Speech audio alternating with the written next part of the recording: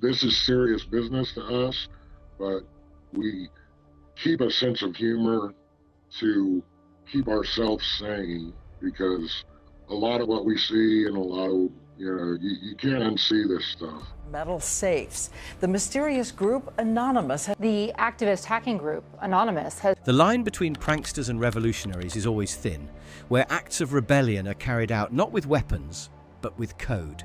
In this space, people with nothing in common but a shared disdain for censorship and control come together, often anonymously, to shake up the status quo. What started as playful online pranks grew into what many describe as an accidental revolution. This group, known as Anonymous, became a global force almost by chance.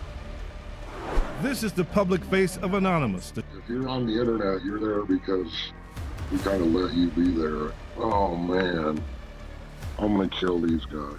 In the early 2000s, an internet forum called 4chan gave rise to something much larger than anyone could have predicted. It started as a space where users, hidden behind anonymous usernames, shared irreverent jokes and pranks. But this wasn't just about trolling for laughs. There was something deeper happening. The culture of anonymity became a way for users to unite under a single, faceless identity, one that would soon evolve into something powerful. There were no leaders, no central figure controlling the group. Anyone could claim to be part of it, and this decentralized structure became a defining feature of what would later become known as Anonymous. In those early days, it wasn't about politics. It was about internet culture and pushing back against what they saw as hypocrisy or injustice. Their tools? Disruptive tactics like distributed denial of service, DDoS attacks. And though these might have seemed like harmless pranks to some, they set the stage for a much larger movement that was about to unfold. They started as a group of pranksters, but everything changed in 2008 with their attack on the Church of Scientology, known as Project Chanology. These are the times we will all remember. Were you there? What did you do? So what do you say? We're gonna clean this place up? Huh? This was a crucial moment for the group, marking their shift from just having fun to taking on a serious cause. The campaign kicked off when a video of Tom Cruise promoting Scientology leaked online. The church quickly tried to silence it with legal threats, which caught Anonymous's attention. In response, they launched Project Chanology to protest the church's censorship and reveal its controversial practices. Hello, leaders of Scientology. We are Anonymous.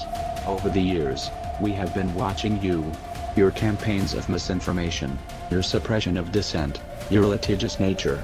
All of these things have caught our eye. With the leakage of your latest propaganda video into mainstream circulation, the extent of your malign influence over those who have come to trust you as leaders has been made clear to us. Anonymous has therefore decided that your organization should be destroyed.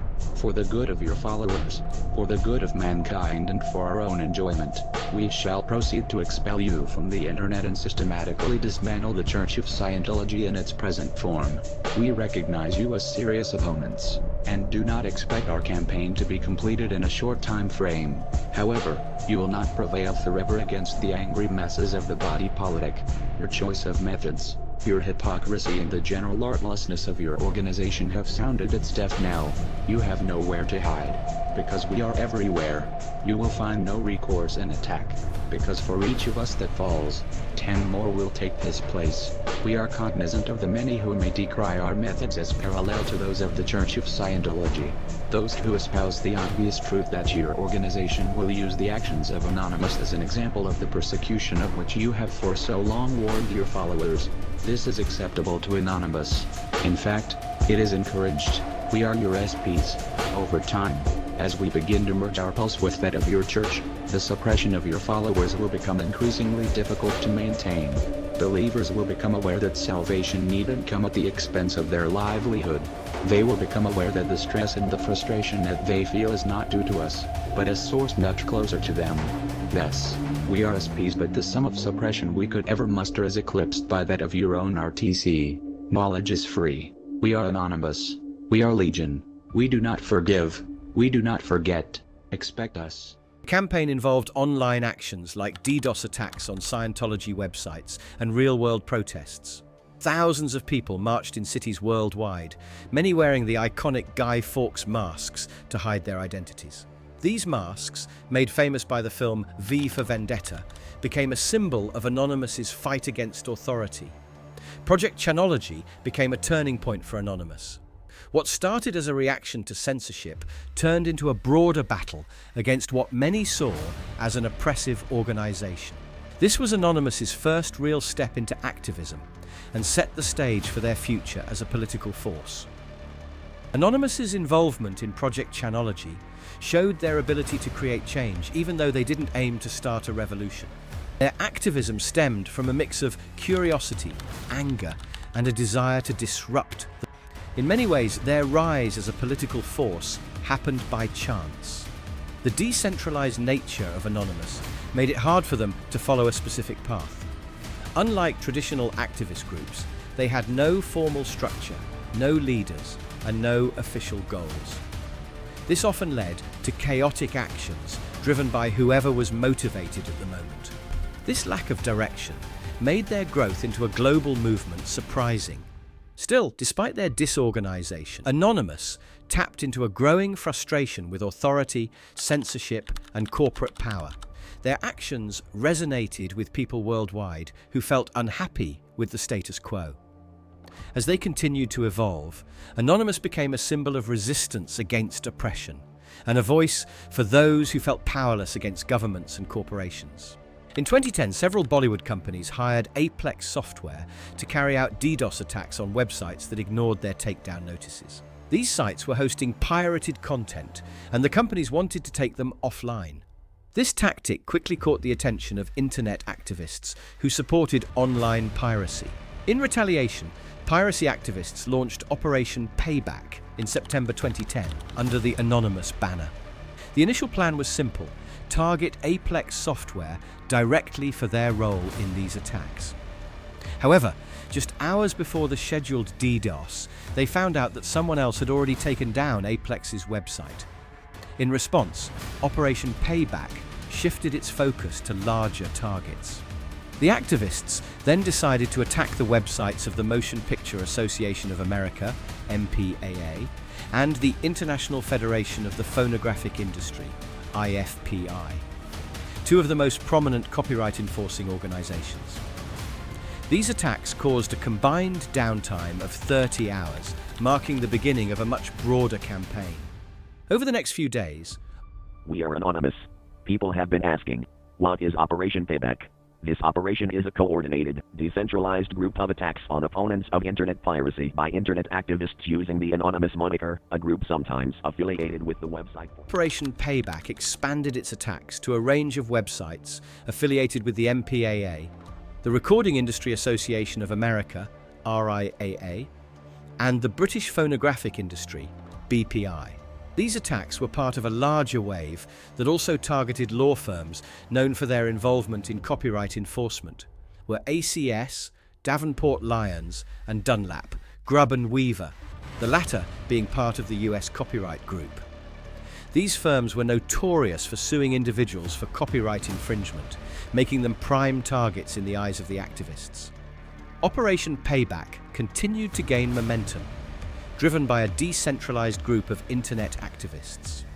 The Motion Picture Association of America, the Pirate Party UK, and the United States Pirate Party all criticized the attacks, with the latter two pointing out that such actions could harm the larger fight for internet freedom.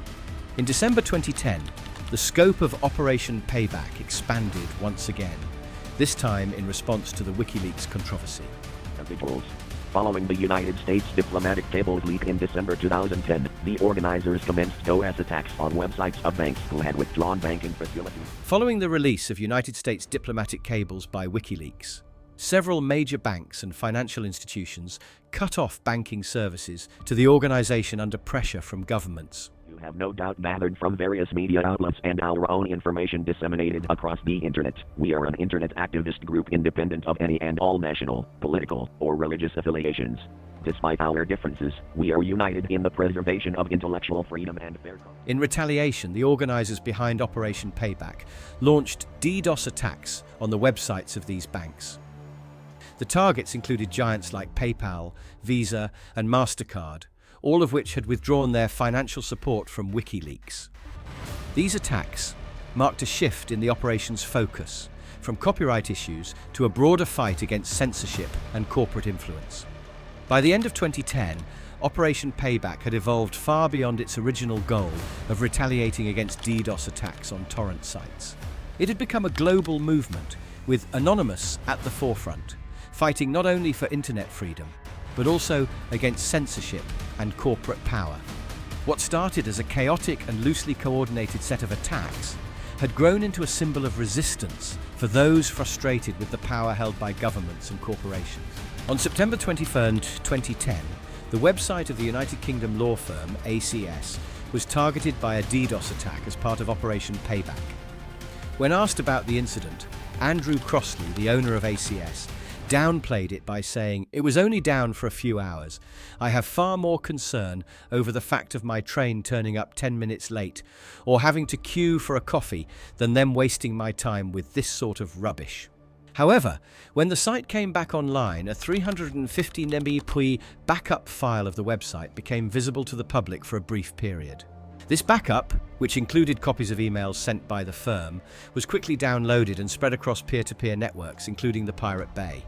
Some of the exposed emails contained unencrypted Excel spreadsheets with the names and addresses of individuals ACS had been accused of illegally sharing content. One of these files contained the details of over 5,300 Sky broadband customers accused of illegally sharing pornography, while another included information on 8,000 Sky customers and 400 PlusNet customers accused of sharing music files illegally on peer-to-peer networks. This data breach sparked an investigation into ACS by the Information Commissioner's Office for potentially violating the Data Protection Act. Later, on September 30th, the Leesburg, Virginia office of the law firm Dunlap, Grubb & Weaver, operating as the US copyright group, was evacuated by police after receiving an emailed bomb threat. It is suspected that the threat may have been linked to Anonymous. Other unrelated copyright and law firm websites, such as websheriff.com, were also hit by DDoS attacks. These attacks were initially organized through an Internet Relay Chat (IRC) channel, and the ongoing events became a trending topic on Twitter. On September 27, 2010, during a DDoS attack on the Australian Federation Against Copyright Theft, AFACT, as part of Operation Payback, an unintended consequence occurred. The attack not only disrupted AFACT's website, but also brought down 8,000 smaller websites that were hosted on the same server. This incident highlighted the collateral damage that could result from such coordinated online actions affecting numerous unrelated businesses and individuals. In September 2010, Associação do Comércio Audiovisual de Portugal, AKPOR, took legal action in an attempt to prevent Portuguese citizens from accessing thepiratebay.org. The organisation filed a complaint with the General Inspection of Cultural Activities, part of the Portuguese Ministry of Culture.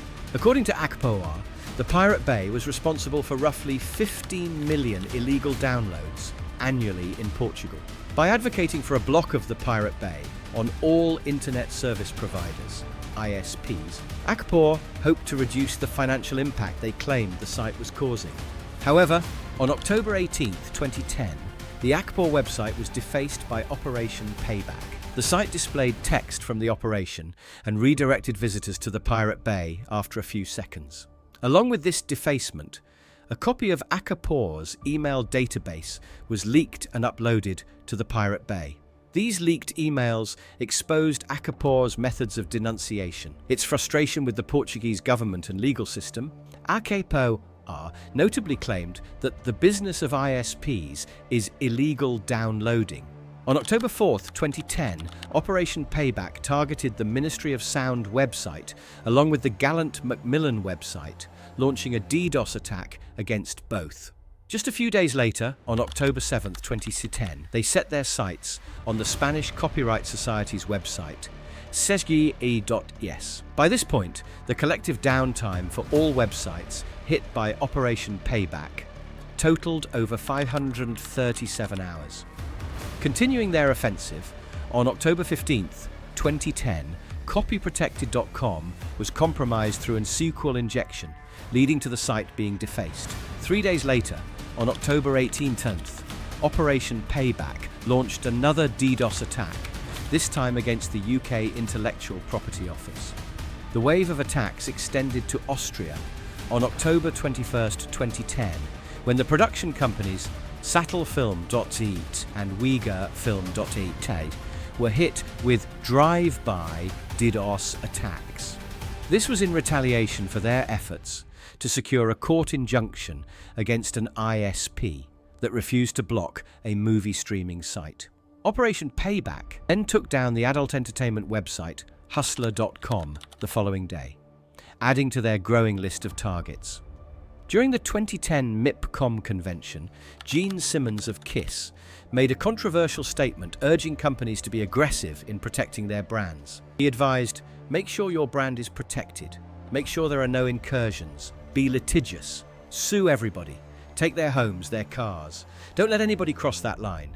In response to Simmons's comments, members of Operation Payback redirected their efforts toward his websites, simmonsrecords.com. The group launched DDoS attacks that took both sites offline for a total of 38 hours. During this assault, genesimmons.com was also hacked and redirected to thepiratebay.org, sending a clear message against Simmons's aggressive stance on copyright enforcement. Simmons wrote in response to that, "Some of you may have heard a few popcorn farts re, our site's being threatened by hackers. Our legal team and the FBI have been on the case, and we have found a few, shall we say, adventurous young people who feel they are above the law.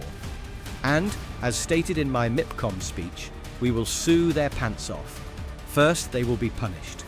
Second, they might find their little butts in jail, right next to someone who's been there for years and is looking for a new girlfriend. We will soon be printing their names and pictures. We will find you. You cannot hide. Stay tuned." The attacks on Gene Simmons's websites continued, resulting in even more downtime.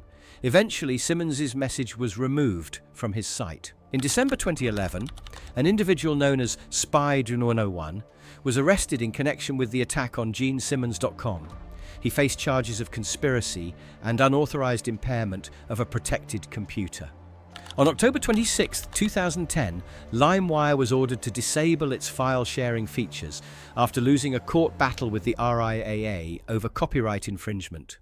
Unsatisfied, the RIAA announced its intention to continue the Arista Records LLC's Lime Group LLC trial to recover damages.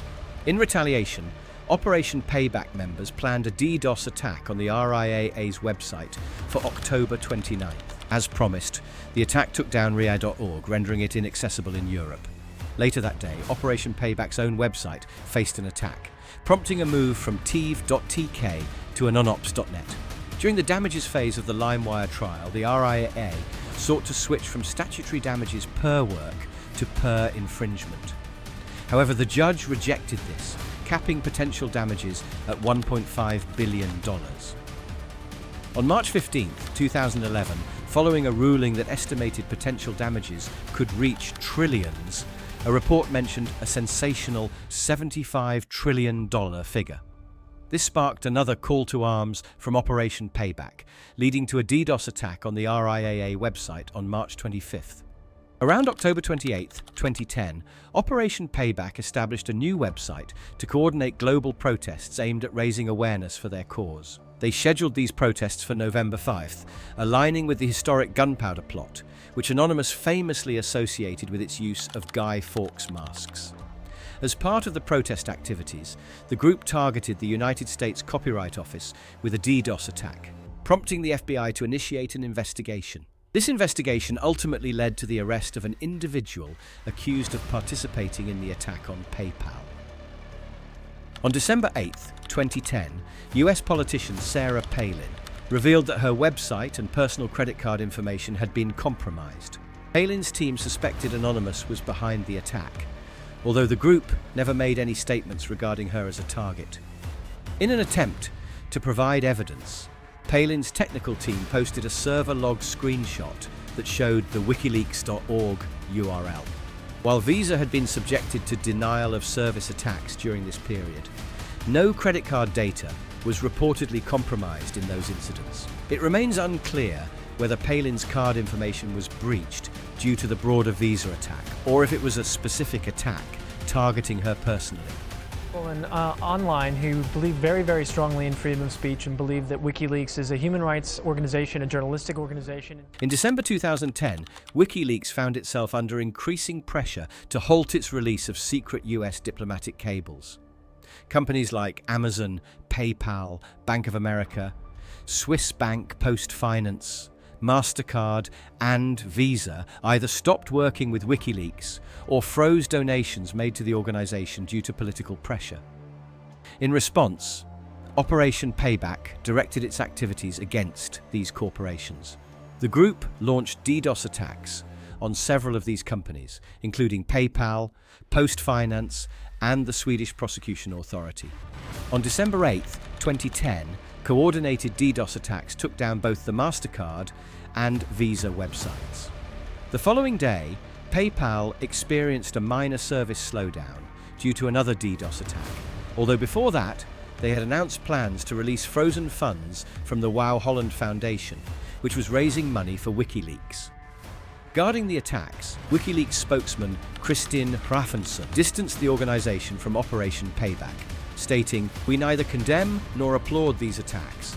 We believe they are a reflection of public opinion on the actions of the targets." That same day, a 16-year-old boy from The Hague, Netherlands, operating under the nickname Jeroens 0R, was arrested in connection with the attacks on MasterCard and PayPal.